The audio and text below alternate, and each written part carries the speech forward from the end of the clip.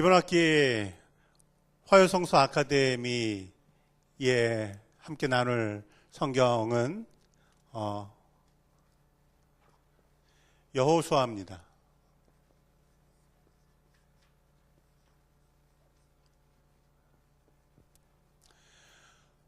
여호수아의 제목을 장벽을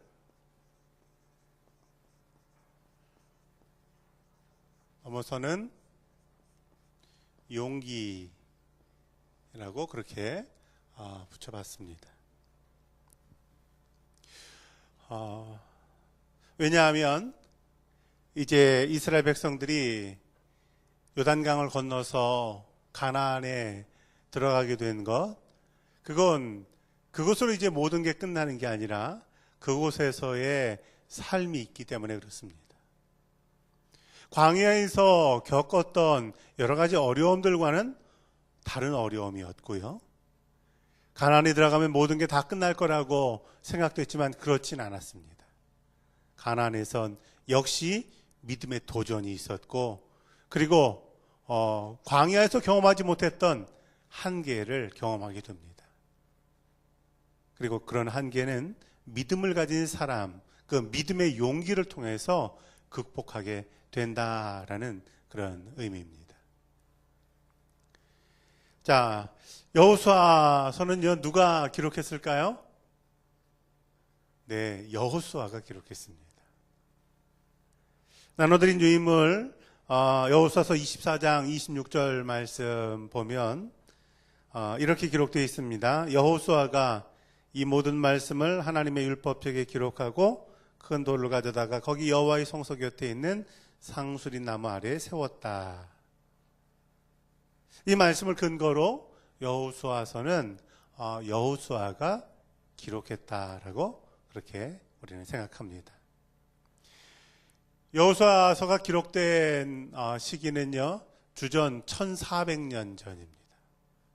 그럼 지금으로부터 얼마 됐습니까? 3400년 전. 3400년 전에 기록됐다라는 겁니다. 여호수아서의 주제는 한 가지입니다. 그것은 하나님께서 가나안 땅을 너희 민족에게 주겠다 약속하신 그 약속의 성취라는 겁니다.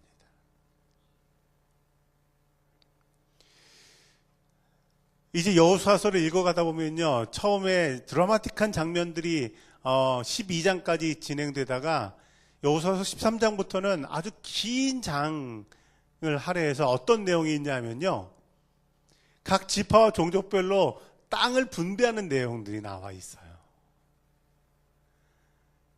우리가 성경 읽기 하다 보면 심각한 고민에 빠질 때가 있습니다. 이걸 읽어야 될까 말아야 될까? 아니, 어느 지파가 어느 땅을 받고, 어느 가족이 어느 땅을 받고, 어느 땅을 받고, 어느 땅을 받고, 그게 무려 성경 10장인데요. 야, 웬만한 인내심 가지고는 이걸 읽어내기가 쉽지 않습니다. 성경의 족보도 읽기 쉽지 않은데, 족보는 짧긴 하죠. 땅 분배 얘기는 참 길어요. 자, 그럼에도 불구하고 그 긴 단락이 성경에 기록되어 있는 이유가 뭘까요? 한 가지예요. 그 이유는 하나님께서 약속을 주셨고 그 약속이 어떻게 실제로 이루어졌는가를 기록하고 있는 겁니다. 우리는 생각할 때 그 기록이 그냥 땅을 분배받은 기록이라고 생각되겠지만 실제로 그 땅을 받은 사람들에게는요, 그게 감격적인 거예요. 감격적인 거. 하나님께서 우리 조상들에게 이 약속을 주셨는데 오늘 내가 그것을 받았다라고 하는 것, 그것이 사실은 땅 분배의 이야기입니다.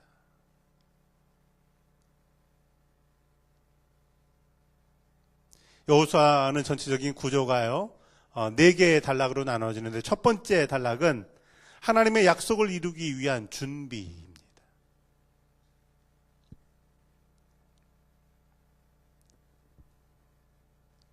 이 준비는요, 요단강을 중심으로 이루어집니다. 요단강.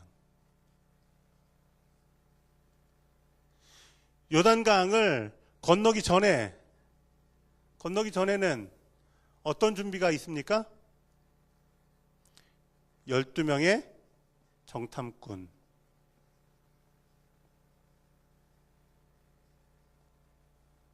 요단강 건너는 중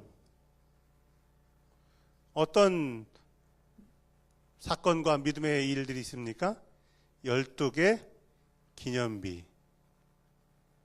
12명이 아니죠. 요단, 이 정탐꾼은 2명입니다.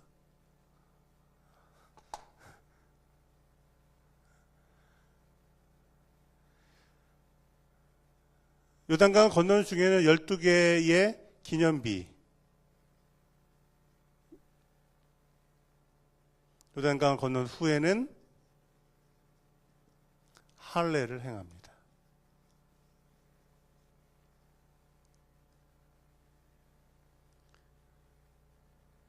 실제로 이스라엘 백성들이 가나안 땅에 들어가서 여리고성을 얻기 전에 이런 믿음의 준비들이 그들에게 있었다라는 겁니다.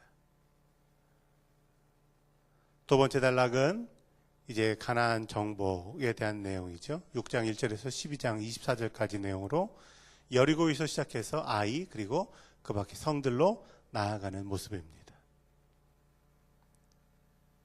그리고 13장에서 21장까지가 각 지파별로 종족별로 땅을 분배했다라는 내용이고요. 마지막으로 22장에서 24장까지는 우리가 세겜 언약이라고 불리는 내용이 나옵니다. 유명한 구절이죠. 여호수아가 모든 이스라엘 백성들을 불러 모아놓고 말합니다. 나와 내 집은 오직 여호와만 섬기리라. 그게 세겜 언약의 내용이 됩니다. 자, 우리 지도를 한번 볼까요? 이 지도는 이제 탁 보시면 아시겠죠? 자, 앞에 지도를 보세요. 여기 앞에도 지도가 있습니다. 여기가 어디입니까? 여기요? 이 강이요. 이렇게 생긴 게 나일강이에요. 나일강. 나일강. 여기 어디라고요? 애굽이겠죠. 애굽. 오늘날의 이집트입니다. 이스라엘 백성들이 애굽을 탈출해서 이 바닷길로 가지 않고 성경에 보면 어디로 나갑니까? 광야길로 가죠. 광야길로. 광야길로 내려와요. 그러다가 홍해를 건너가지고 시내산을 갑니다. 자, 시내산하는 말씀 받고 쭉 올라가서 여기 어디라고요? 가데스 바네아. 가데스 바네아에서 있었던 사건이 12명의 정탐꾼. 12명의 정탐꾼이 여기에서 이제 가나안으로 들어갔다가 아이고 우리는 메뚜기입니다. 못 들어갑니다. 그래서 결국은 40년 광야길을 유랑하다가 이제 40년 만에 요단강 앞에 서게 됩니다. 여기 어딜까요? 이게 사해예요. 사해. 여기 조그만 여기 어디일까요? 이게 바로 갈릴리 호수입니다. 갈릴리 호수. 성경에 보면 갈릴리 바다라고도 표현되는데 바다는 아니에요. 그 사람들에게는요, 물은 바다입니다. 게네사렛 호수, 갈릴리 호수, 이 다 여기죠. 이게 요단강이고요. 이제 우리가 그 모세오경에서 이 모든 과정을 공부하고 이제 요단강 앞에 서게 된 게 여호수아서의 내용입니다. 다음 사진 한번 보여주세요. 이게 오늘날의 중동의 지도입니다.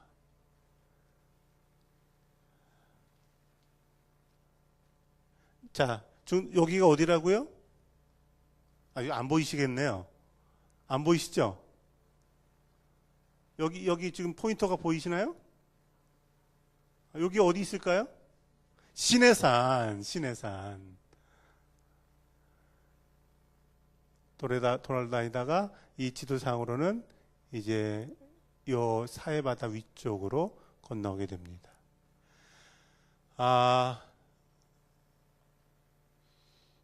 몇 해 전에 우리 교우들과 함께 성지순례를 갔었죠. 보통 성지순례를 가면 이제 이스라엘 백성들의 출애굽의 여정을 따라서 시내산에 들렸다가 이제 이스라엘 국경으로 들어가서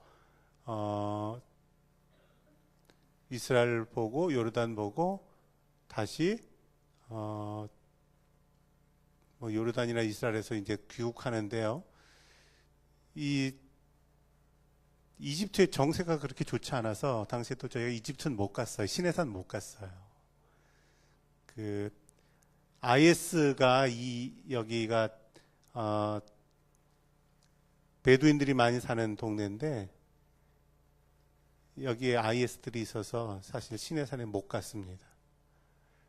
지난번에 우리 교우들과는 이스라엘로 바로 들어가서 요르단에 들어가서 요르단을 다 보고 이스라엘에 다시 돌아와서 이스라엘에서 귀국하는 여정이었는데요. 교회에서도 내년에 우리가 창립 30주년 기념으로 해서 다시금 성지순례를 갈 계획을 갖고 있습니다. 아마 교회에서 이제 그 부분에 대해서 광고가 날 텐데요. 함께 가실 수 있는 분들이 있으면 함께 가시면 좋겠습니다.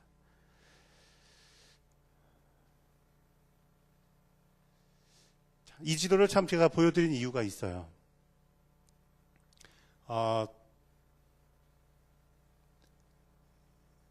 이스라엘 그리고 여기 저도 잘 안 보이는데 여러분 보이시겠나요?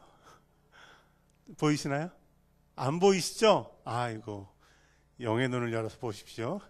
자, 여기가 이쯤이 예루살렘이 있어요. 예루살렘이 이 정도가 예루살렘이 있거든요.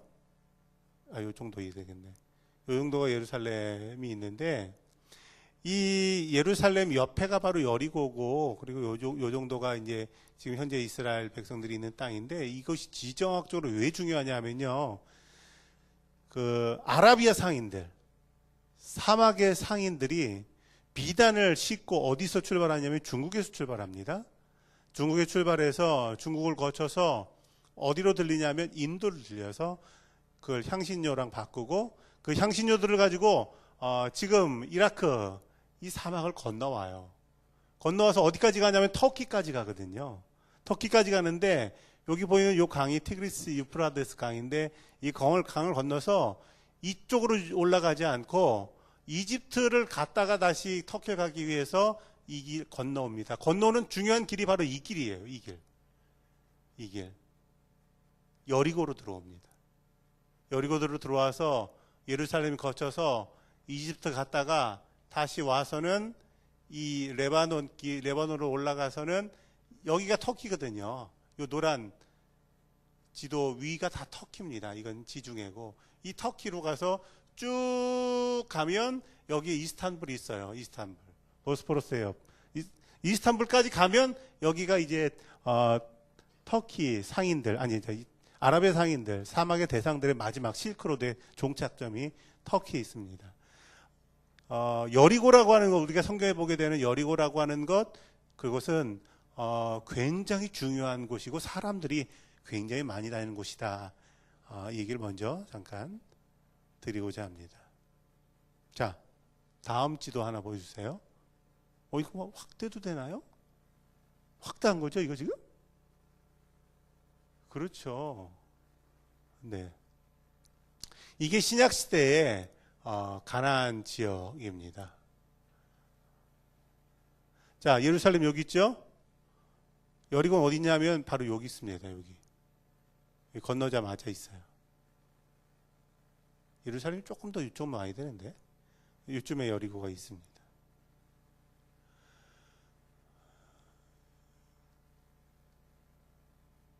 우리가 기억할 만한 지역이 여기 가이사랴 빌립보라고 있죠. 가이사랴 빌립보에서 어떤 일이 있었습니까? 베드로의 신앙고백이 있었죠. 주는 그리스도시요 살아계신 하나님의 아들입니다. 이게 가이사랴 빌립보에 있었어요. 가이사랴 빌립보는 로마가 세운 도시예요. 여기에는 뭐가 있었냐면 로마 신전이 있었습니다. 지금도 가서 보면 로마 신전이 있어요. 로마는 만신전, 판테온이라고 하죠. 만신전을 가지고 있어요. 세상 모두 다가 신이에요. 신이 많아요. 황제도 신이고 뭐 갖가지 신이 많습니다. 그 만신전 앞에서 예수님께서 물어보신 거죠. 너희는 나를 누구라고 생각하느냐? 나도 지금 로마 사람들이 말하고 있는 수많은 신들 가운데 하나냐? 그때 베드로가 아닙니다. 주는 그리스도시고 살아계신 하나님의 아들입니다. 그때 예수님께서 내 고백이 복되다. 내가 그 고백 위에 교회를 세우겠다. 이렇게 말씀하셨죠. 요 바로 위, 이 갈릴리, 이 요단강이 발원되는데 여기가요, 헐몬산이에요, 헐몬산. 헬몬산이죠, 헬몬산. 헐몬산이 아니라, 두 개 다 맞나요? 네. 헐몬산, 헬몬산 두 개 다 맞다 그래요. 네. 여기서, 발원되고, 여기가 갈릴리 지역, 예루살렘 지역, 중간에 사마리아. 사마리아를 거쳐가지 않고 돌아갔습니다. 그런데 예수님께서는 돌아가지 않고 직접 가셨죠. 직접 가셔서 우물가에서 여인도 만나셔서 복음도 전하셨어요. 자, 여리고의 위치를 잘 보셔야 됩니다. 여기 지도에 표시 안 되어 있지만 여리고의 위치는 대략 이 정도에 있습니다. 예루살렘과 가까워요. 자, 여호수아서 펴보시기 바랍니다. 여호수아서 1장입니다.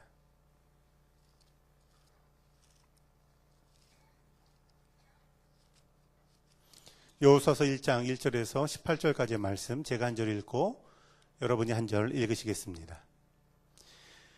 여호와의 종 모세가 죽은 후에 여호와께서 모세의 수종자 눈의 아들 여호수아에게 말씀하여 이르시되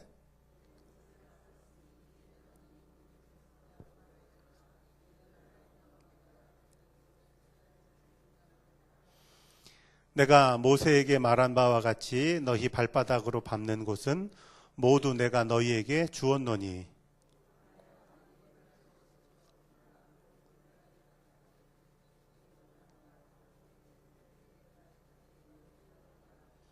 내 평생에 너를 능히 대적할 자가 없으리니 내가 모세와 함께 있었던 것 같이 너와 함께 있을 것임이니라. 내가 너를 떠나지 아니하며 버리지 아니하리니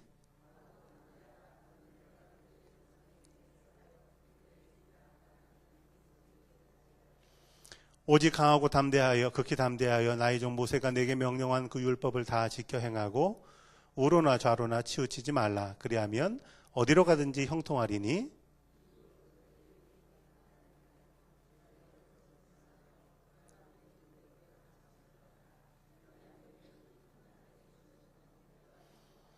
내가 네게 명령한 것이 아니냐? 강하고 담대하라. 두려워하지 말며 놀라지 말라. 내가 어디로 가든지 내 하나님 여호와가 너와 함께 하느니라 하시니라.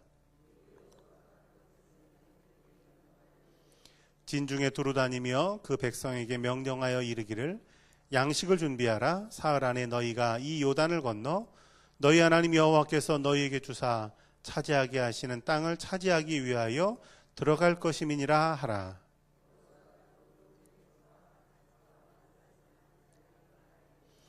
여호와의 종 모세가 너희에게 명령하여 이르기를 너희 하나님 여호와께서 너희에게 안식을 주시며 이 땅을 너희에게 주시리라 하였나니 너희는 그 말을 기억하라.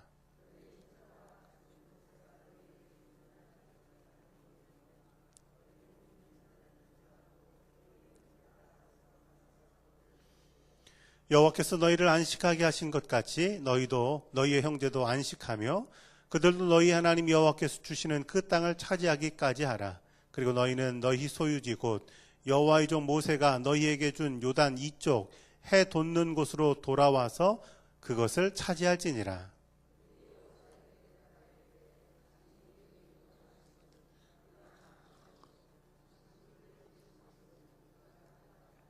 우리는 범사에 모세에게 순종한 것 같이 당신에게 순종하려니와 오직 당신의 하나님 여호와께서 모세와 함께 계시던 것 같이 당신과 함께 계시기를 원하나이다.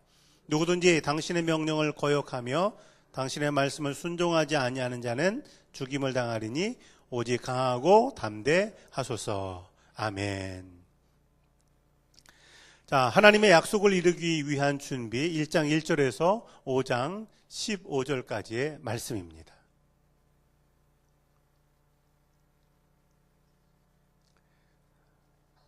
하나님께서 아브라함에게 주셨던 약속이 있죠. 그 약속이 창세기 12장 1절에서 3절까지 말씀입니다. 유인물에 나와 있습니다. 우리 다 함께 읽겠습니다. 여호와께서 아브라함에게 이르시되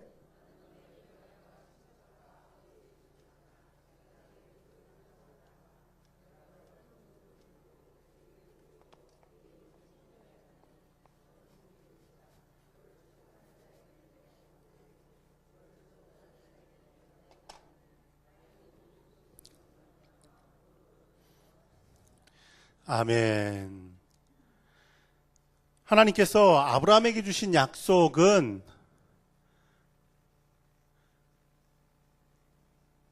세 가지입니다. 첫 번째는 어떤 약속입니까? 너로 하여금 큰 민족을 이루게 하시겠다라는 거죠. 두 번째 약속은 너희에게 땅을 주리라라는 약속입니다.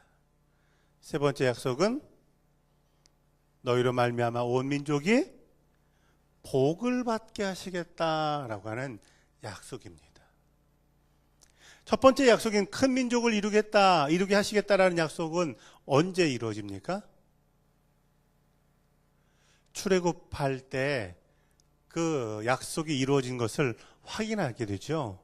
민수기에서 어떤 일들이 있습니까? 인구조사랍니다. 인구조사를. 우리가 민수기 공부할 때 공부했죠. 인구조사라고 하는 건 실제로 전쟁에 나갈 사람들의 수가 얼마나 되는가를 확인하는 과정이었지만 그걸 통해서 우리가 인지하지 못하고 있었지만 하나님께서 약속하신 것이 우리 삶에 이루어졌구나라고 하는 것을 확인했던 겁니다. 전쟁에 나갈 사람들만 해서 60만 명이 됐고요. 우리가 보통 4인 가족을 치면 아내 그리고 두 아이들 쳐서 그것만 해도 약 200만 명이 되겠다라고 그렇게 추산하게 된 겁니다. 하나님께서 아브라함에게 주셨던 약속, 큰 민족을 이루게 하시겠다는 약속은 이루어졌습니다. 두 번째로 내가 너에게 땅을 주리라 라고 했던 그 약속, 내가 너에게 지시할 땅으로 가라. 너희를 창대케 하고 그 땅을 너에게 주겠다라고 하는 그 약속이 이제 여호수아서에서 이때 이루어지게 되는 것입니다.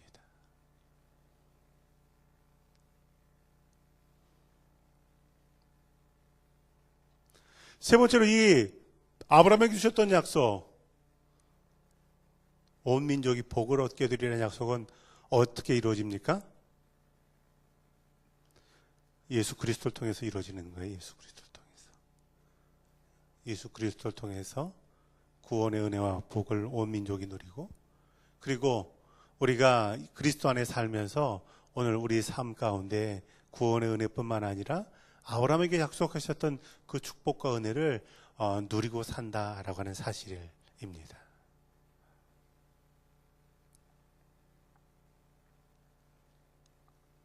자, 두 번째, 이루어지는 땅을 주리라는 약속이 이제 여호수아에서의 시작이 됩니다. 자, 1장 1절에서 18절까지는 약속을 위한 준비입니다. 약속을 위한 준비.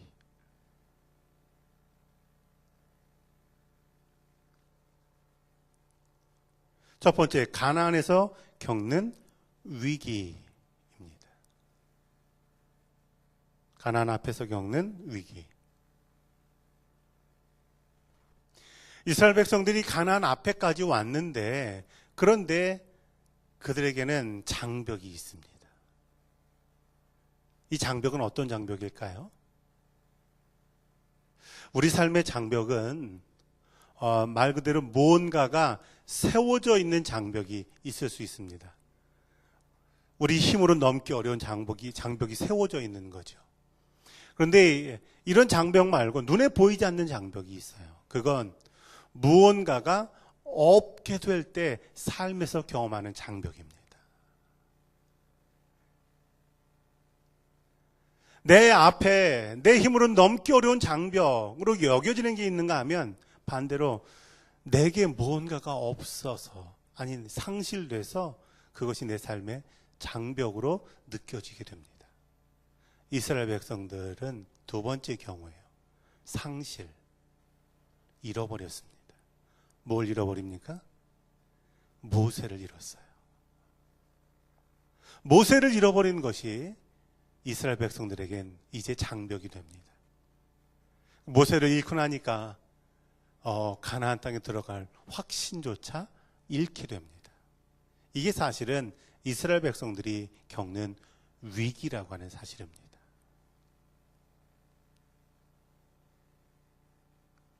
하나님의 역사에서는요, 세 가지의 중요한 요소가 있다고 해요. 하나는 하나님의 말씀, 하나님의 계획이죠. 두 번째로는 그것을 이끌어내는 영적인 지도자라는 거예요. 그리고 백성들의 헌신, 이것이 함께 있어야 하나님의 역사가 나타나게 됩니다. 그런데 이스라엘 백성들은 지금 자신들을 이끌어왔던 모세를 잃게 된 겁니다. 모세가 죽은 후에라는 겁니다. 여호수아서 1장 1절은 여호와의 종 모세가 죽은 후에라고 그렇게 시작되는 겁니다.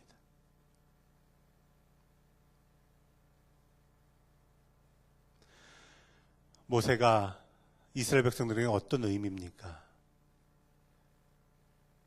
처음에는 이스라엘 백성들이 모세를 신뢰하지 않죠. 그런데 10가지의 그 재앙을 경험하고 그를 신뢰하게 됩니다. 하나님 보내셨구나. 그리고 모세를 따라서 애굽을 탈출했어요. 그래서 광야 길 40년 걷게 되는데, 그런데 이스라엘 백성들이 모세를 향해서 뭘 늘어놓습니까? 원망과 불평. 자, 우리가 신앙생활 하면서요, 구별할 게 있어요. 신뢰와 원망이라는 겁니다. 이건 사실 다른 차원입니다. 신뢰라는 건 뭐죠? 하나님 보내셨다라고 하는 거죠. 하나님의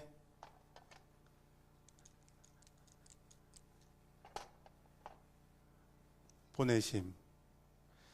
이스라엘 백성들은 모세를 하나님 보내셨다라는 걸 다 신뢰했어요. 그런데 그런 신뢰 가운데에도 불구하고 그들에게는 원망이 생깁니다. 원망은 왜 생깁니까? 원망은 자신의 삶과의 관계입니다.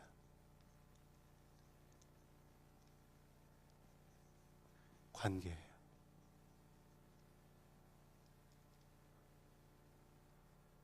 이걸 우리가 신앙생활에서 잘 분별해야 됩니다.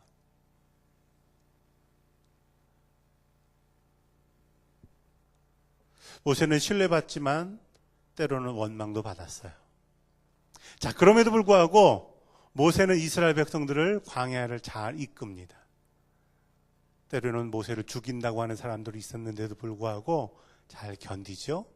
금송아지를 만들었을 때는 하나님 내 생명 대신 불러가시더라도 이 백성 용서해 주십시오. 이렇게 기도하고 결국은 이제 가나안 앞에까지 모세가 이스라엘 백성들을 이끌어 왔어요. 그런 그 모세가 이제 죽었다라는 겁니다.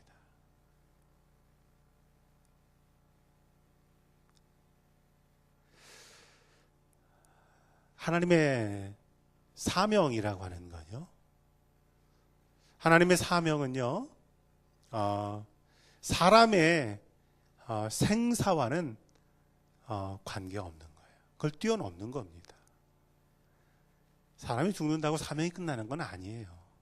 사람이 죽는다고 그 하나님 역사가 중단되는 것도 아닙니다.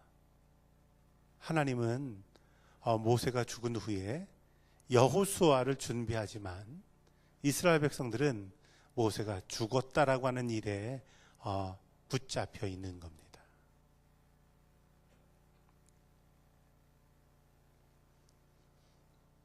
모세의 수종자 여호수아입니다.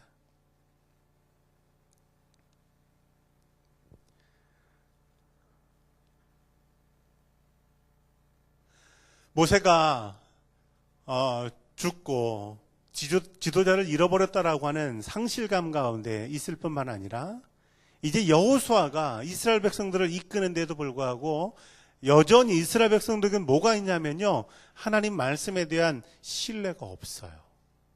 확신이 서질 않아요. 사람을 의지하기 때문에 그렇습니다.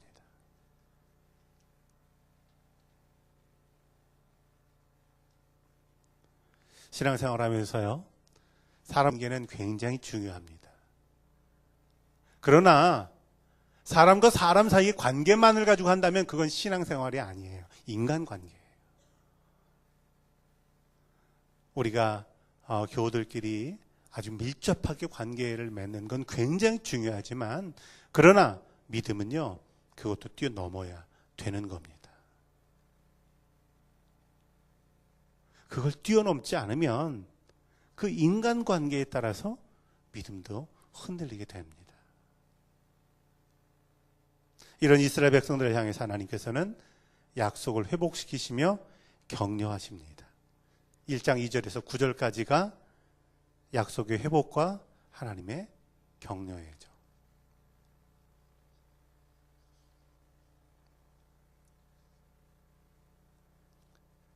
제일 먼저로는 목표를 회복하라라고 말씀합니다. 1절에서 2절까지는 하나님께서 말씀하시죠. 일어나라. 이스라엘 백성들을 향해서 또 여호수아를 향해서도 일어나라라고 말씀해요.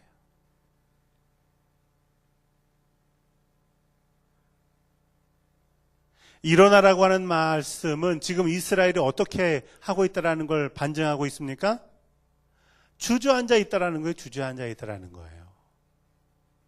모세도 죽었고 여기까지는 왔는데 이 요단강을 건너 가야 될지 말아야 될지, 가야 될지 돌아가야 될지 그런 가운데 주저앉아 있는 이스라엘 향해서 하나님은 너희들의 목표가 있는데 일어나라, 그렇게 말씀합니다. 2절에 보면 요단강을 건너 이스라엘 자손에게 주는 땅으로 가라라는 겁니다. 여기까지 왜 왔는가를 기억하라는 겁니다. 삶의 목표를 분명히 하라는 겁니다. 저는 때로 사역자들을 만나서 상담할 때가 있어요.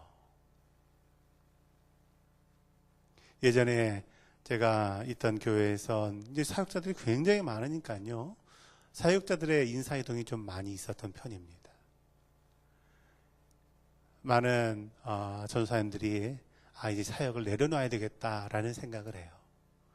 그러면 이제 절 먼저 찾아옵니다. 그래서 목사님, 제가 이제 사역을 그만하려고 합니다. 그런 전사님들이 있어요. 그러면 제가 왜 그러는지 이야기를 다 듣습니다.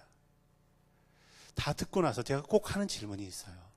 전도사님, 여기가 어떻게 여기까지 왔는지를 꼭 생각하세요. 어떻게 여기까지 왔는지, 어떤 사명 가지고 여기까지 왔는지. 제가 이 질문을 하면요, 이 질문 앞에서 대부분의 사역자들은 울고 맙니다.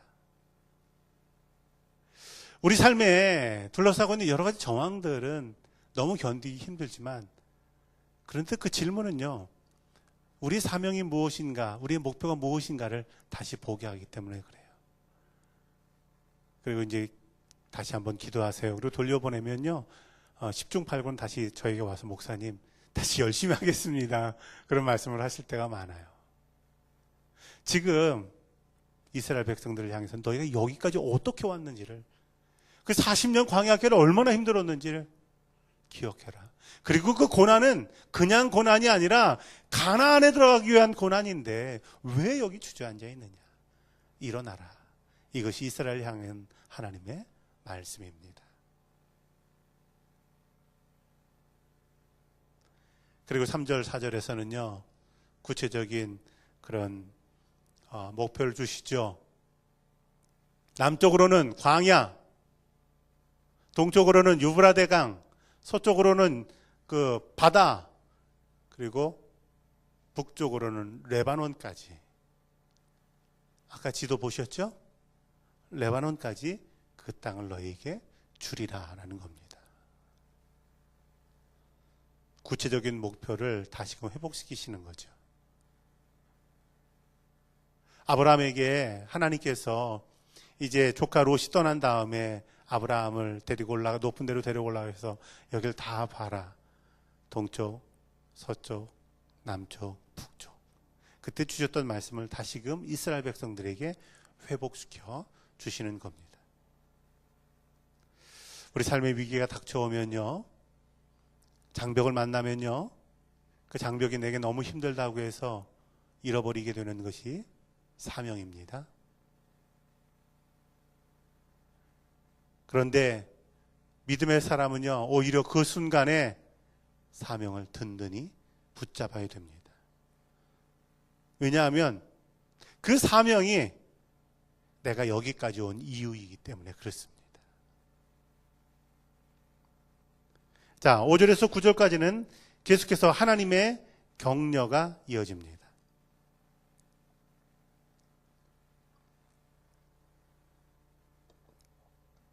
첫 번째 하나님 격려는 담대하라는 겁니다. 담대하라.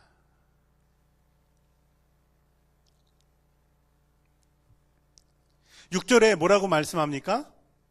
6절을 보면요, 강하고 담대하라. 7절에 보면 강하고 극히 담대하라. 9절에 보면 강하고 담대하라, 두려워하지 말아라, 놀라지 말아라, 이렇게 말씀해요. 하나님께서는 왜 3번이나 이스라엘 백성들을 향해서 담대하라는 말씀을 하실까요?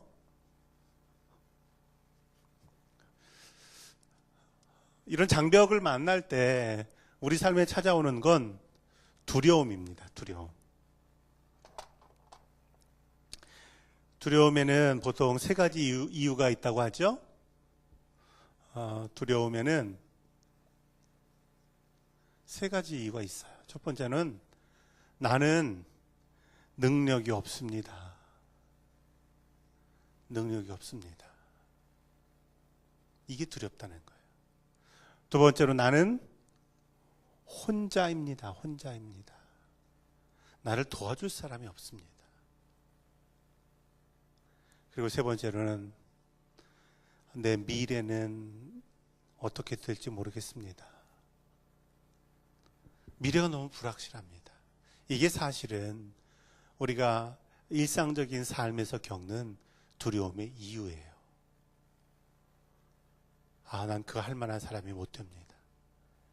날 돕는 사람도 없고, 그리고 앞으로 어떻게 될지 모르겠습니다. 이 두려움을요, 이스라엘 백성들도 똑같이 느끼고 있습니다. 그래서 하나님께서는요, 이스라엘 백성들에게 담대하라 라고 말씀하시면서요, 5절에 보면 뭐라고 말씀하십니까? 이렇게 말씀하세요. 평생에 능히 너희를 대적할 사람이 없다. 당할 사람이 없다. 이게 무슨 말이냐면요,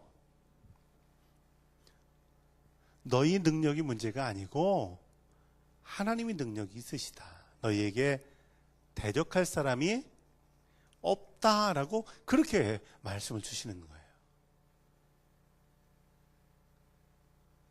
그리고 두 번째로 뭐라고 말씀하십니까? 5절에 이어서 내가 모세와 함께 있었던 것 같이 내가 너를 떠나지 않고 버리지 않는다. 하나님이 함께 하시겠다라는 거예요. 함께 하시겠다.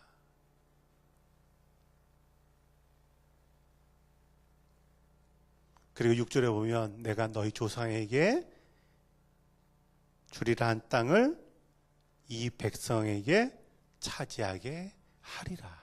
하리라요. 하리라. 미래에 대한 하나님의 약속입니다.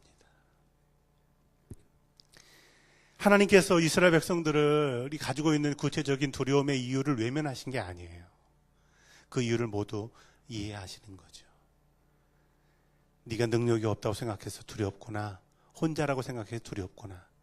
네가 앞을 알 수 없으니까 두렵구나. 그렇지. 그런데 담대하라. 왜? 내가 너로 하여금 대적할 사람이 없게 하겠고 너와 함께 하겠고 그리고 그 땅을 너희가 얻게 하리라 말씀으로 약속하시는 겁니다. 우리 교우들의 삶에도요, 때때로 두려움을 경험할 때가 왜 없겠습니까? 그리고 그 두려움의 이유가 이런 이유들일 때마다 오늘 말씀을 다시금 붙잡고 기억하는 우리 교우들 되길 주의 이름으로 축원합니다. 특별히 미래라고 하는 건요, 우리가 아무것도 알 수 없어요. 이 나라와 민족을 위해서 기도하지만 하나님의 신실하심을 붙잡고 기도하지만 어떻게 될지 모르는 거고요. 우리 사업도, 우리 가정의 직장도, 또 우리 자녀도 어떻게 될지는 알 수 없습니다. 그런데 확실한 것 하나 있어요. 그건 바로 내가 너와 함께 할 것이니 담대하라고 하는 하나님의 말씀입니다. 하나님 약속 붙잡고 가면 하나님께서 내 삶의 그 약속을 이루신다라는 사실을 믿고 나아가시기를 주의 이름으로 축복합니다. 자, 두 번째 하나님의 격려는요, 하나님을 신뢰하라는 겁니다. 하나님을 신뢰하라.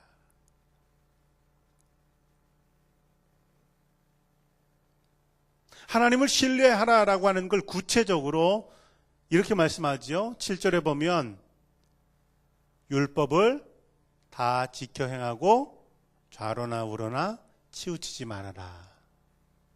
8절에도 보면요, 율법을 내 입에서 떠나게 하지 말고 주야로 그것을 묵상하며 기록한 대로 다 지켜 행하라. 자, 율법을 따른다는 건 뭘 의미할까요?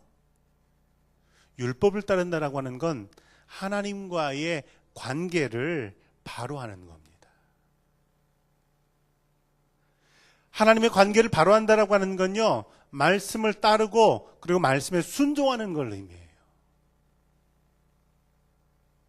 그건 내가 하나님을 신뢰합니다라고 하는 믿음의 표현이 되는 겁니다. 믿음의 고백인 거예요. 하나님은 신실하신 분이죠. 우리는 하나님을 신뢰한다는 걸 어떻게 표현합니까? 하나님 말씀에 순종하는 거예요. 그게 내가 하나님을 신뢰한다라는 표현이 되는 겁니다.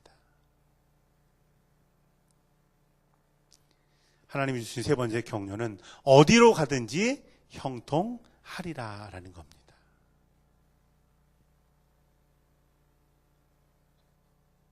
어디로 가든지 형통하리라.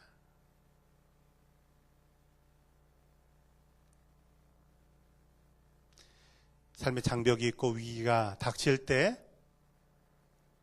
사명을 회피하지 말고 사명을 더욱 붙잡으시기 바랍니다. 그리고 그 사명을 붙잡는 삶은 하나님께서 형통케 하십니다. 자, 이런 하나님의 말씀 이후에 구체적인 준비가 이어지게 됩니다. 1장 10절에서 18절까지. 먼저 첫 번째로는 양식을 준비하라라는 겁니다. 양식을 준비하라.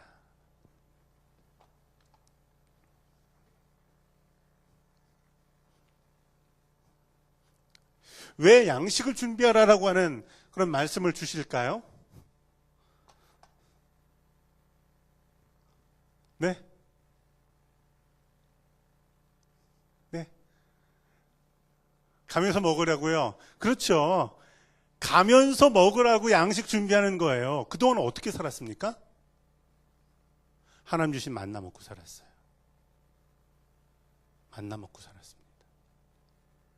그런데 요단강을 건너곤 만나가 끊어집니다. 여기에 굉장히 중요한 의미가 담겨 있어요.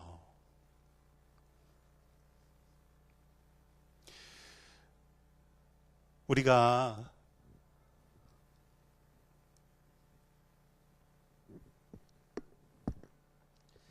광야길을 걸을 땐 하나님이 만나를 주신다는 거예요. 만나를. 이스라엘 백성들이 하늘에서 만나가 내리기 위해서 뭐 한 일이 있습니까? 없어요. 그러니까 아침에 되면 그 만나를 걷어서 먹는 거예요. 사실은 이 만나는요, 하나님의 전적인 은혜예요. 전적인 은혜.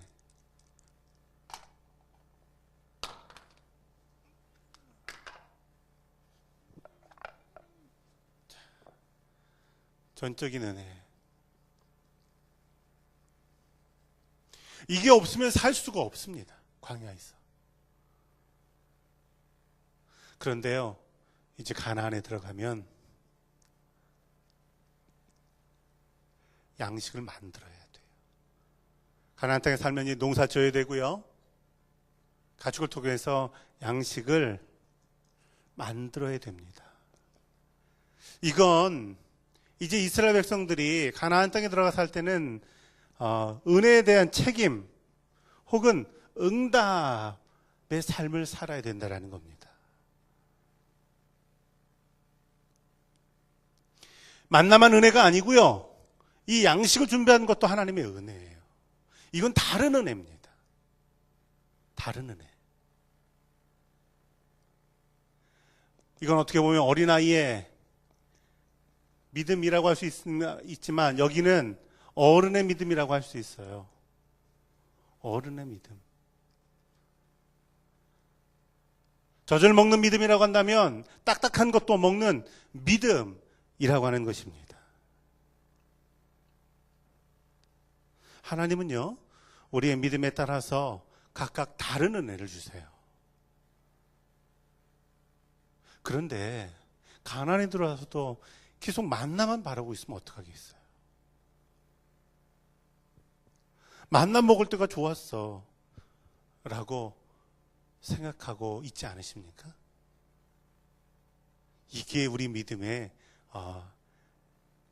역설이에요. 역설. 아니, 만나 먹을 때 정말 좋았던 거예요? 그때 광야에 있었는데? 만나 먹으려고 다시 광야로 나갈 거예요? 그건 아니잖아요. 이스라엘 백성들을 향해서 하나님께서는 이제 일용할 양식을 준비해라. 이건 너희들의 삶에도 믿음에도 은혜에도 변화가 있게 되리라는 겁니다.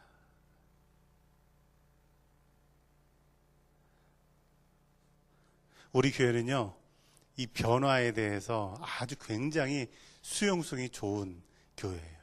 그렇죠? 그래요. 우리 교회는 그렇다니까요. 여러분은 잘 못 느끼시겠지만 그동안 우리 교회에서 일어난 변화는요, 우리 교우들이 그 변화를 수용했기 때문에 가능한 거예요. 안 됩니다. 그럼 어떻게 하겠어요? 못하는 거지. 그런데 이런 변화가 필요합니다. 다 수용하셨기 때문에 이런 변화가 일어나는 거죠. 그럴 때 하나님께서는 다른 은혜를 또 우리에게 주신다라는 것입니다.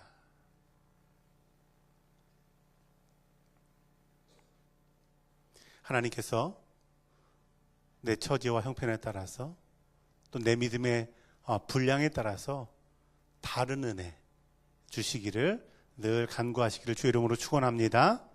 이전에 받았던 은혜에만 얽매이지 말고 새로운 은혜를 향해 나아가시기 바랍니다. 자, 12절에서 15절은 이제 약속을 실행하라라고 하는 그런 말씀입니다.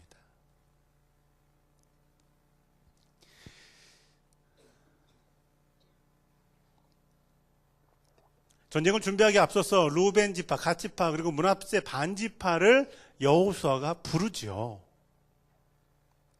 그들을 부른 이유가 있어요. 13절을 보면 너희는 너희가 했던 말을 기억하라 라고 말합니다. 어떤 말일까요? 우리가 민수기를 공부할 때 함께 공부했던 말씀인데요. 민수기 32장에 보면 루벤 지파, 갓 지파, 므낫세 반 지파가 모세에게 요구합니다. 요단 동편의 땅을 우리에게 주십시오. 우리 이 백성이 다 들어가서 가나안 땅 살기는 가나안이 좀 비좁습니다. 요단강 동편을 우리에게 주십시오. 그때 모세가 요단강 동편을 이 르우벤 지파, 므낫세 지파, 그리고 므낫세의 반 지파, 그리고 가 지파에게 줍니다. 그러면서 약속하죠. 너희는 이 땅을 받았다고 해서 여기에 머무를 것이 아니라 여기에 가족들은 남기지만 가나안 땅에 들어가서 가나안 땅을 정복하는 일에는 너희가 같이 참여해야 된다라고 모세가 약속을 합니다. 그 약속을 이제 모세가 기억하라는 거죠. 요단강 건너기 전에 그 약속을 다시 회복하고 다짐을 받고 그 약속을 이제 실행하라라고 그렇게 모세가 요구하고 있는 것입니다.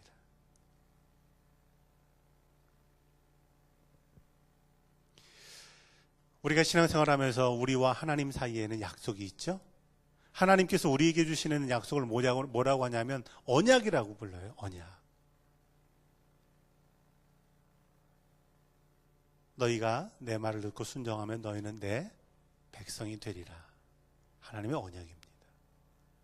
그런데 때로는 우리가 하나님에게 약속할 때가 있어요. 그 약속을 뭐라고 부릅니까? 서원이라고 부르죠. 서원.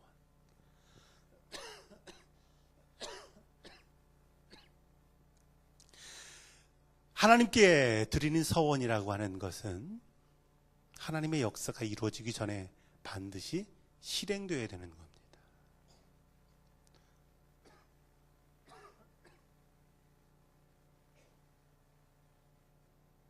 전도서 5장에서 이렇게 말씀하시죠. 너희가 하나님께 서원하였거든 갚기를 더디게 하지 말라. 하나님은 어리석은 사람을 기뻐하지 아니하시나니 서원한 것을 갚으라. 자, 우리가 하나님께 약속을 해요. 그런데 이 약속은 하나님에게는 어떤 의미입니까? 하나님에게는 이 약속은 사랑하는 내 자녀가 그 사랑을 고백하는 것이지 하나님에게 필요한 건 아니에요.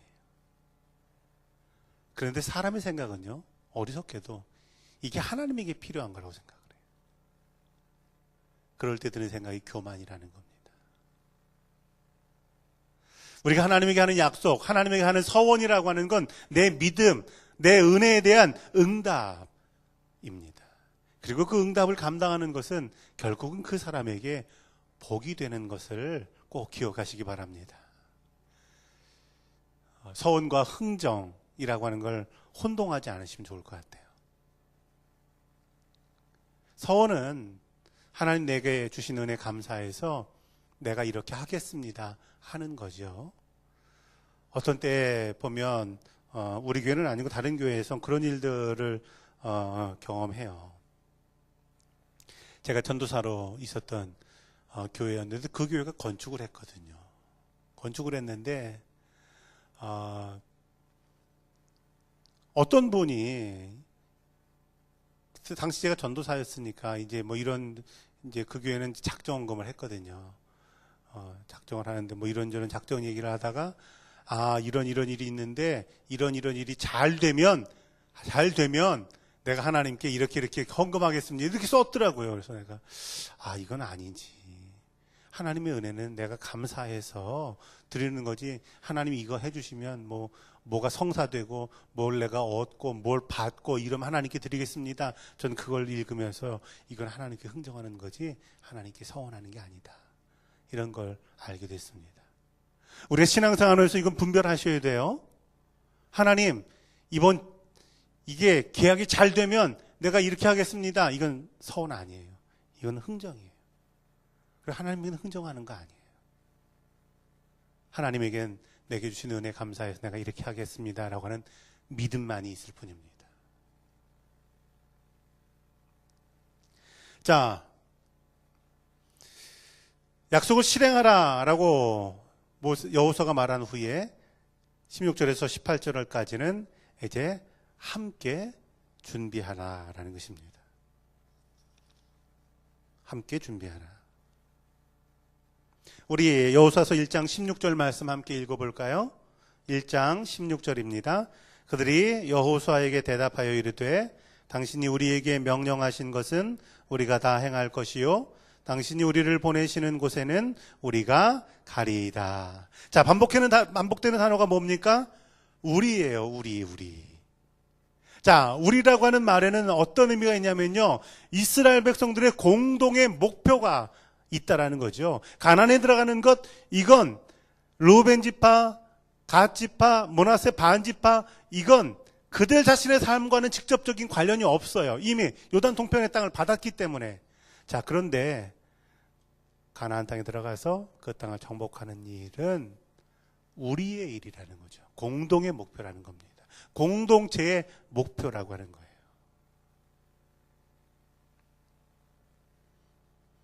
마지막 16절에서 그 지파들은 당신 명하신 모든 것을 다 행하겠나이다, 이렇게 고백합니다. 우리가 교회 각 기관들이 있는데요, 여선교회가 또 남선교회가 혹은 교회학교가 세우고 있는 목표들이 있어요. 그 목표는 누구의 목표입니까? 우리의 목표예요. 우리의 목표. 여선교회만이 아니고 남선교회만이 아니고 교회학교만이 아니고 다른 부서들만이 아니라 우리가 함께 기도하고 우리가 함께 이루어야 될 목표라고 하는 것입니다. 전도서 4장 12절 말씀 유인물에 나와 있죠? 함께 읽어보겠습니다. 한 사람이면 패하겠거니와 두 사람이면 맞설 수 있나니 세 겹줄은 쉽게 끊어지지 아니하니라. 아멘. 자, 2장으로 넘어가겠습니다. 2장은 하나님이 예비하신 사람에 대한 말씀입니다. 하나님이 예비하신 사람이죠. 여호수아서에서 제일 중요한 사람은 누굴까요? 여호수아죠. 여호수아가 제일 중요합니다. 그런데 2장에는요, 눈에 보이는 준비된 사람 여호수아가 있는가 하면 사람들 눈에 그동안 드러나지 않았는데 준비된 사람이 있다라는 걸 보여줍니다. 하나님의 역사를요, 우리가 삶에서 경험하다 보면 이런 때가 얼마나 많은지 몰라요. 그동안 준비된 하나님의 사람이 있잖아요. 하나님 일을 하다 보면요, 뜻밖에도 우리 눈에 보이지 않게 하나님은 준비시키신 사람이 있어요. 그 사람이 드러납니다. 위기의 순간에, 사역의 순간에 드러나요. 아, 그런 분들이 이렇게 드러나서 하나님의 역사가 같이 일어나는 걸 보게 되면요, 굉장히 흥분돼요. 야, 하나님께서 그냥 가랑잎에 숨겨져 있는, 나뭇잎 속에 숨겨져 있는 그런 가랑잎처럼, 그런 분인데 어느 날 탁 이렇게 세우셔서 일을 시키시며 맡기시는 걸 볼 때요, 야, 정말 그런 분들을 보는 건 감격스러운 일입니다. 그런 사람이 오늘 등장합니다. 그 사람이 바로 라합이에요. 라합.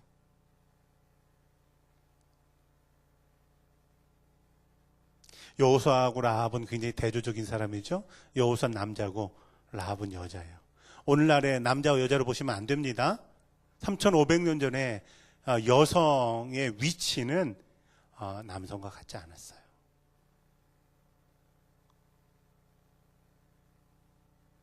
여호수아는 이스라엘 사람이고 라합은 아모리 사람, 이방인이었습니다. 여호수아는 민족의 지도자였고요, 라합은 여리고에서 술집으로 운영하는 기생이었습니다. 그런데 그 사람들이 공통점이 있어요. 그 공통점은 그들은 하나님 말씀을 믿었고 하나님 말씀 따라 순종했고 하나님께 쓰임받았다는 겁니다. 라합의 이야기를 들을 때 저만 흥분되나요? 흥분이 되셔야 돼요. 하나님께서 그렇게 숨겨져 있는 사람을 쓰신다는 게요, 너무나 흥분되는 일이에요. 자, 2장 1절에서 2절까지는 정탐꾼의 위기입니다. 여호수아는 가나안 땅에 2명의 정탐꾼을 보냅니다. 이들이 가지고 있는 사명은 여리고를 정탐하는 거죠. 뭘 정탐하겠습니까? 전쟁 준비를 잘 되고 있는지, 성에 악한 데는 없는지, 뭐 이런 생각을 가지고 정탐꾼이 이제 여리고로 갑니다. 자, 정탐꾼들은 생각하죠.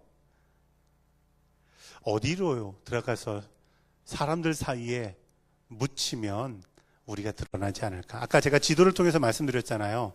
여리고는 사막을 건너온 상인들이 이제 이집트로 가기 위해서 혹은 터키로 가기 위해서 들리는 곳이었어요. 들리는 곳.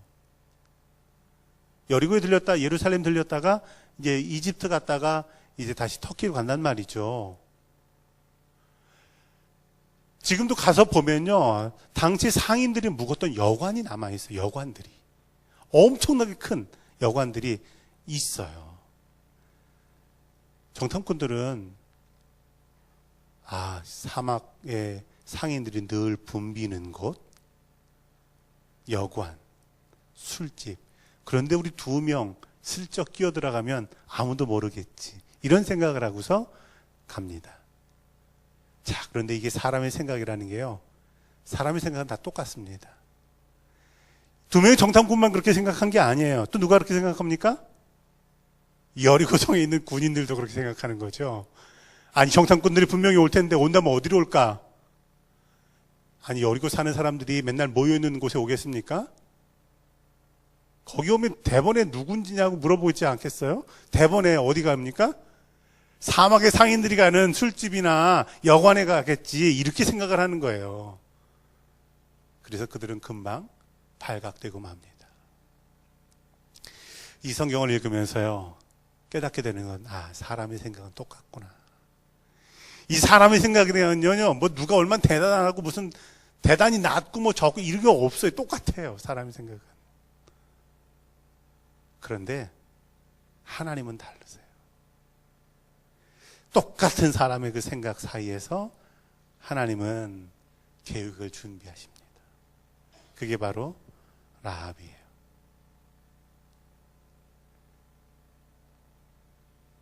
(3절에서 14절까지는) 하나님이 준비하신 라합입니다. 예비된 사람 라합. 2명의 정탐꾼은 여리고에 들어와서 정탐하려다가 위기를 만나게 됩니다. 정탐꾼이 왔다가 붙잡힌다고 한다면 살아서 돌아갈 수 없습니다. 그런데 그 사람들에게 하나님께서는 라합이라는 사람을 준비시킵니다. 그리고 그 준비는 하나님의 역사를 이루는 기회가 됩니다. 우리가 성경을 읽으면서 또 믿음 생활하면서 경험하게 되는 수많은 은혜는 하나님께서 우리를 위해서 놀라운 일을 준비하실 뿐만 아니라 사람도 예비하신다는 거예요. 제가 언젠가 한번 말씀드린 적이 있는데요. 한 감리교 청년이 영국으로 유학을 갔습니다. 가나안 형편에 영국으로 유학을 갔는데 공항에서 배웅하던 부모님이 이 아들에게 봉투를 하나 내밀더라는 거예요. 봉투를. 그러니까 이 아들은 어떤 생각을 합니까? 그래, 우리 엄마 아빠가 형편은 어렵지만 그래도 유학 가서 공부하는 나를 위해서 여비를 마련해 주셨구나. 그래서 봉투를 감사하게 받고 부모님과 인사를 하고 비행기를 탔어요. 비행기를 타고 나서 이 아들은 궁금하죠? 부모님이 얼마를 주셨을까? 근데 그 봉투를 딱 열어보니까 거기 종이 한 장 딱 들어있더라는 거예요. 종이에 이렇게 쓰여 있습니다. 너의 조상의 하나님이 너를 도우시리라. 아니, 여비를 좀 기대했다가 그래 깜짝 놀라가지고 내가 이걸 꺼내다가 돈은 빠뜨렸나 그래서 비행기 의자 밑에 샅샅이 살펴봤는데 돈 하나도 없고요. 그 말씀, 너의 조상의 하나님이 너를 도우시리라. 이 말씀밖에 없더라는 거예요. 얼마나 실망했는지 몰라요. 이 사람이 영어로 유학을 가서 이제 고생해서 이제 옥스퍼드 대학에 들어가게 됐어요. 옥스퍼드 들어가서 이제 입학 허가는 받지만 장학금을 못 준다 그래서 몇 날 며칠 기다리고 어떻게 해서 장학금을 받았어요. 그런데 옥스퍼드에서 장학금은 주지만 그러나 너희 기숙사비는 내가 내줄 수가 없다. 이렇게 한 번도 기숙사비를 내준 적이 없다. 이렇게 결정을 했어요. 아니 학교만 가면 뭐합니까? 먹고 살아야 되는데 기숙사가 없으니. 그래서 하나님은 어떻게 합니까? 그리고 런던 브리지를 이렇게 이 학생이 건너가고 있는데요.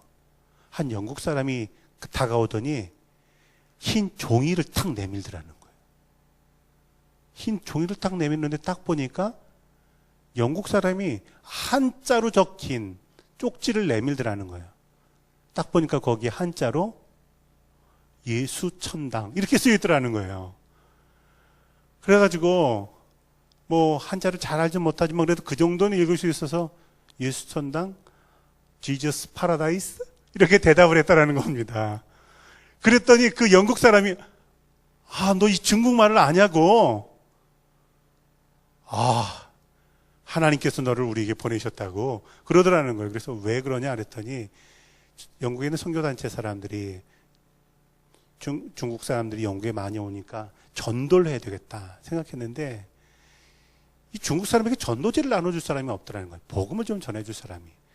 그래서 그 선교단체 사람들이 오랫동안 기도하기를 하나님 우리한테 중국 사람에게 전도할 수 있는 사람을 보내주십시오. 그리고 어떻게 해서 주 예수를 믿으라 그러면 너와 내 집이 구원을 얻으리라. 이것을 중국 사람들이 어떻게 말하나 물어보니까 예수 천당이라고 그거 써달라고 해서 이제 사람들에게 나눠줬다라는 거예요. 하나님 이걸 읽고 이거를 받아들이는 사람을 만나게 해주십시오. 그런데 그걸 딱 보더니 지저스 파라다이스? 그러니까 깜짝 놀란 거죠. 바로 당신이 우리가 기도하던 사람입니다. 그때 그 한국 청년은 난 중국 사람도 아니고 그리고 난 중국어를 못합니다. 내가 한자를 좀 읽을 줄 알아서 읽은 거지 중국어가 아닙니다. 그랬더니 그 선교단체 사람들이 아니 괜찮다고 생긴 것도 중국 사람 비슷하고 당신 영어도 하고 중국어도 이 정도면 충분하다고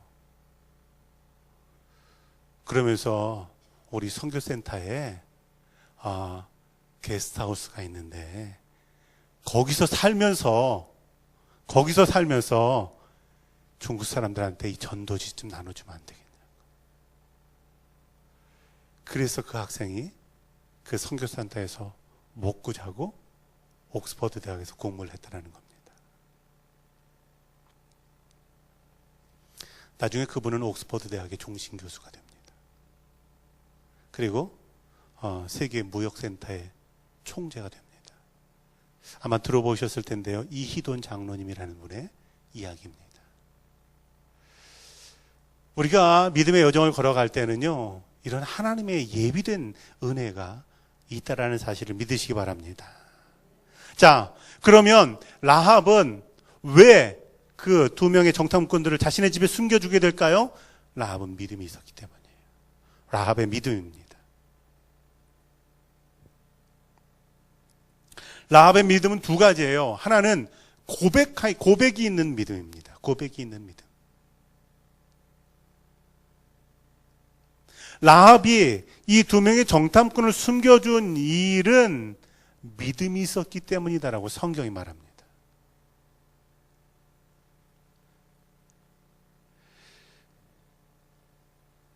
유인물에 나와 있죠. 히브리서 11장 31절을 보면 믿음으로 기생 라합은 정탐꾼을 평안히 영접하였으므로 순종하지 아니한 자와 함께 멸망하지 아니했다라고 말씀합니다. 자, 두 명의 정탐꾼을 숨겨준 건 라합이 믿음을 가지고 있었기 때문에 한 일이라는 겁니다. 어떤 믿음일까요? 자, 여호수아서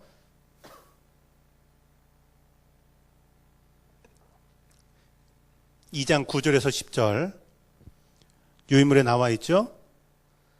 여기 진하게 가로한 건 제가 여기 가로 칠하고 이렇게 표시해 준 건데 그대로 진하게 가로하고 글씨를 써놨네요. 이거 가로해서 채워 넣어야 되는데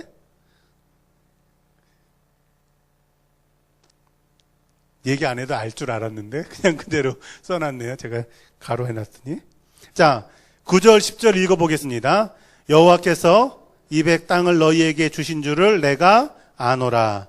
우리가 너희를 심히 두려워하고 이 땅 백성이 다 너희 앞에 간담이 농나니 이는 너희가 애굽에서 나올 때에 여호와께서 너희 앞에서 홍해물을 마르게 하신 일과 너희가 요단 저편에 있는 아모리 사람의 두 왕 시온과 옥에게 행한 일, 곧 그들을 전멸시킨 일을 우리가 들었음이라.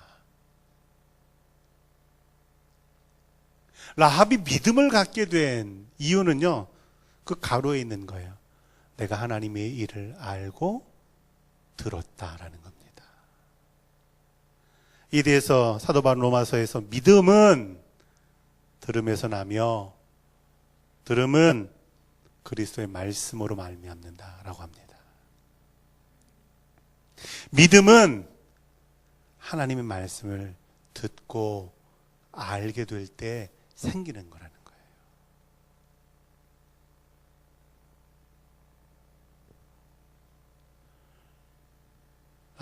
라합은 하나님에 대한 믿음을 갖고 있습니다. 하나님이 당신들을 도우시는 것을, 당신들을 이끄시는 것을, 당신들을 인도하시는 것을 내가 알았습니다. 성경 여호수아서 2장 11절 펴보시기 바랍니다. 2장 11절 함께 읽습니다. 우리가 듣자 곧 마음이 녹았고 너희로 말미암아 사람이 정신을 잃었나니 너희 하나님 여호와는 위로는 하늘에서도 아래로는 땅에서도 하나님이시니이다. 아멘. 옛날 성경엔 이게 뭐라고 되어 있냐면요, 너희 하나님은 상천 하지의 하나님이다 이렇게 고백해요. 상천하지, 위로 하늘에서도 하나님이고 아래 땅에서도 하나님이시다. 이런 믿음의 고백을 라합이 그들에게 하는 겁니다. 자, 이 고백이요, 아까 제가 지도를 보면서 가이사랴 빌립보 어딘지 물어보고 거기서 어떤 일이 있었는가를 얘기했죠. 베드로가 뭐라고 말합니까? 주는 그리스도시요 살아계신 하나님의 아들입니다. 이 믿음의 고백이 사실은 라합이 하고 있는 고백과 같은 고백인 거예요. 하나님의 역사를 체험한 적도 없는데, 하나님의 역사를 본 적도 없는데 하나님에 대한 말씀을 듣고 그리고 그것을 신뢰하게 될 때 그 안에 믿음이 생겼다라는 겁니다. 믿음은요, 말씀을 읽고 말씀을 듣고 말씀에 순종하는 것을 통해서 이루어집니다.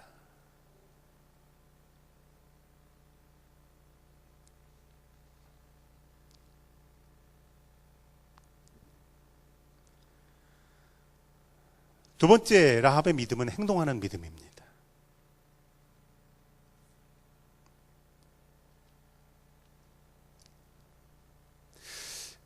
이 두 명의 정탐꾼을 숨겨주고 집에서 내보내고 그리고 그들을 돌아가게 하는 일, 이 일을 라합이 하는데 이 일을 하면서도 라합에겐 뭐가 있냐면요, 두려움이 있었어요. 두려웠어요. 16절에 보면 그래 자신의 마음을 두렵건대 이렇게 표현합니다. 두렵건대. 자, 믿음이라고 하는 게요, 좋은 믿음은 어떤 믿음입니까? 의심이 0%도 없는 믿음. 두려움이 0%도 없는 아주 완전한 믿음이 좋은 믿음입니까? 때로 의심이 들고, 때로 두려움이 들고, 때로 정말 그렇게 해야 될까? 이런 인간적인 생각을 하고, 나는 믿음이 형편없어. 그런데요, 성경에 믿음 좋은 사람으로 등장했던 라합도 그 일을 하지만 한쪽 편에는 뭐가 있냐 하면 두려움이 있는 거예요. 두려움의 다른 말은 의심입니다. 의심도 있어요. 우리가 믿음에 대해서 오해하는 게 있어요. 성경에서 믿음이 장성한 분량에 이르기까지 성장하기를 원한다 말씀하시죠. 우리의 믿음은 끊임없이 성장해야 돼요. 그런데 그런 과정 중에서 내가 이렇게 의심하고 이렇게 두려워하고 또 이렇게 원망하고 이게 믿음인가? 라고 하는 회의에 빠질 건 없다라는 거예요. 반대로 주님은 겨자씨만한 믿음도 복되게 하시기 때문에 그렇습니다.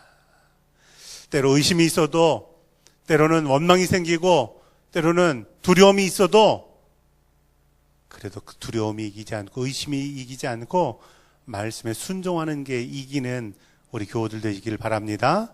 자, 행동하는 마음 두려운데도 불구하고 라합은 사람들을 창문에서 달아 내렸다라는 겁니다. 결단했다라는 거죠. 이 결단이 여기 가나안에 들어와서 양식을 준비하고 책임과 응답을 하고 있는 믿음과도 같은 믿음입니다.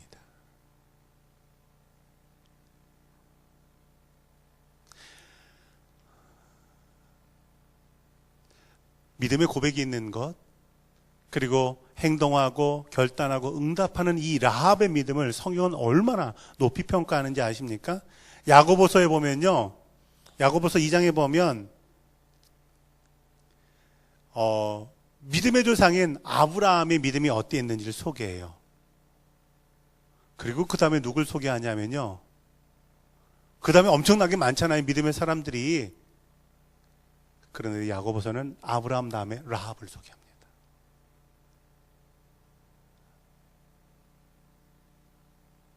아브라함과 같은 반열에 논다니까요, 이 믿음을.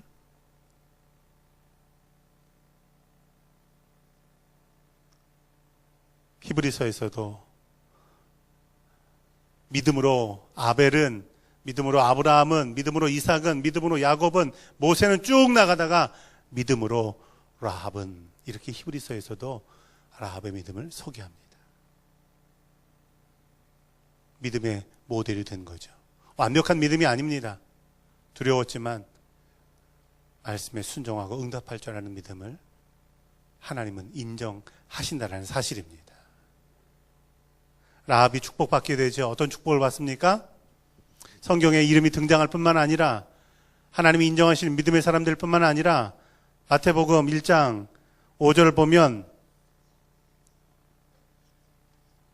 살몬은 라합에게서 보아스를 낳고, 보아스는 룻에게서 오벳을 낳고, 오벳은 이새를 낳고, 이새는 누굴 낳습니까? 다윗을 낳죠.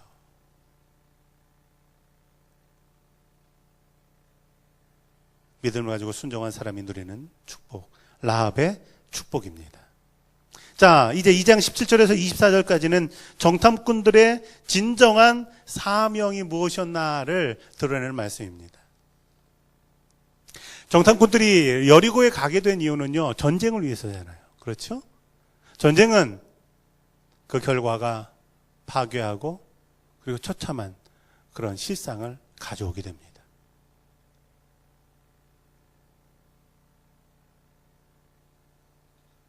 그런데 하나님께서는 그 가나안 정복 전쟁이 파괴하고 죽이기 위한 것이 아니라 살리기 위한 것이라는 사실을 이 정탐꾼들을 통해서 보여주신다라는 겁니다.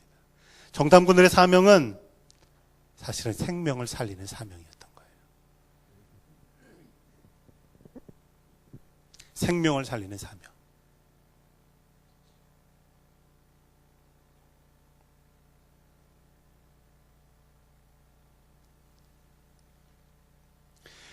구약성경 레위기 18장 24절에서 28절 말씀을 보면요, 이스라엘 백성들이 가나안 땅에 들어가서 살 때의 모습을 하나님께서 이렇게 말씀하세요. 우리 함께 읽겠습니다. 유인물에 나와 있습니다. 너희는 이 모든 일로 스스로 더럽히지 말라. 내가 너희 앞에서 쫓아내는 족속들이 이 모든 일로 말미암아 더러워졌고 그 땅도 더러워졌으므로 내가 그 악으로 말미암아 벌하고 그 땅도 스스로 그 주민들을 토하여 내느니라.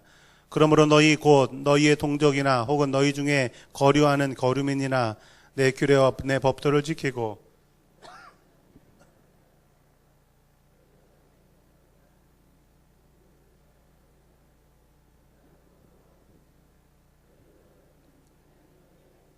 주민을 토함같이 너희를 토할까 하노라. 아멘. 자, 이스라엘 백성들이 가나안 땅에 살게 되는 것, 그건 그 땅에 이미 살고 있던 사람들에 대한 하나님의 심판이었다라는 겁니다. 그러면서 이스라엘 백성들을 향해서 너희도 그 땅에서 하나님 말씀대로 살지 않는다고 한다면 그 땅에서 너희도 심판받게 되리라. 이것이 이스라엘의 역사입니다. 선지자들은 끊임없이 뭘 얘기합니까?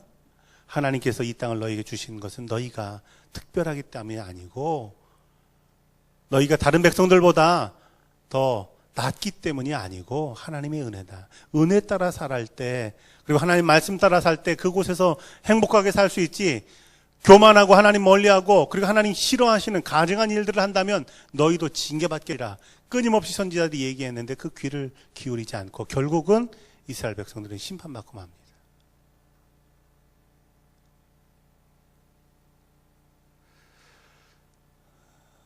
한여름에 엄마가 자신의 아이를 데리고 길을 가는데 아이가 엄마 나 아이스크림 먹고 싶어요. 그랬는데요. 그래? 옆에 난 모르는 아이가 아이스크림 먹고 있는데 너 내놔. 그래서 뺏어서 자기 아이에게 주는 부모가 있습니까? 없어요. 가나안 땅을 들어가는 걸 그렇게 오해하면 안 돼요. 그 땅에 잘 살고 있는 사람 하나님께서 아브라함을 사랑하셔서 다 죽이고 거기서 살게 하신 게 아니라는 겁니다. 하나님의 역사를 드러내고 이루어가는 하나님의 도구였을 뿐이라는 거예요. 그래서 그런 과정 가운데 이스라엘 백성들을 향한 그 두 명의 정탐꾼은 그래서 그곳을 없애고 죽이는 것 하기 이전에 그곳에서 살리는 일부터 하게 됩니다. 그것이 바로 라합의 가정이 됩니다. 여호수아서 6장 25절을 보면 여호수아가 기생 라합과 그의 아버지와 가족과 그에게 속한 모든 것을 살렸다라고 말씀합니다. 자, 그리스도인의 사명은 살리는 것임을 믿으시길 바랍니다. 죽이는 게 아닙니다. 자, 마지막으로 하나님의 역사를 간증하는 사명 23절에서 24절입니다. 정탐꾼들이 돌아와서 보고를 합니다. 돌아와서 보고를 할 때 이런 보고해야지 되는 거죠. 얼마나 경계를 잘하고 있는지 우리가 들어가자마자 발각됐습니다. 그 사람들 얼마나 찔긴지 우리가 사흘이나 숨어 있었는데도 끊임없이 수색했습니다. 야, 보통 준비를 잘하고 있는 게 아닙니다. 이게 팩트입니다. 그런데 정탐꾼들은 그렇게 말하지 않아요. 이렇게 말하죠. 24절 보면 여호와께서 그 온 땅을 우리 손에 주셨으므로 그 땅의 모든 주민이 우리 앞에서 간담이 녹더이다. 우리는 이 일을 통해서 과거 가데스 바네아에서 12명의 정탐꾼을 보냈을 때의 실수를 기억합니다.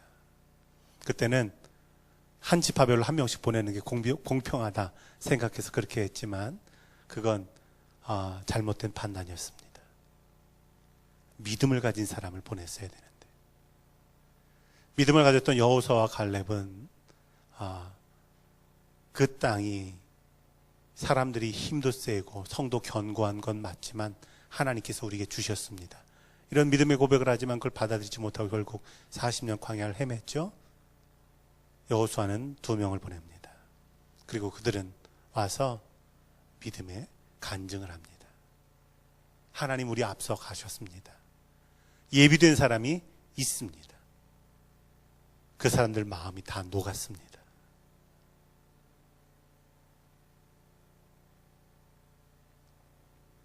이 보고를 받은 여호수아가 어떻게 할까요? 여호수아서 3장 1절에 보면 여호수아가 아침에 일찍 일어나서 그것을 떠나 요단에 향해 갔다라는 것입니다.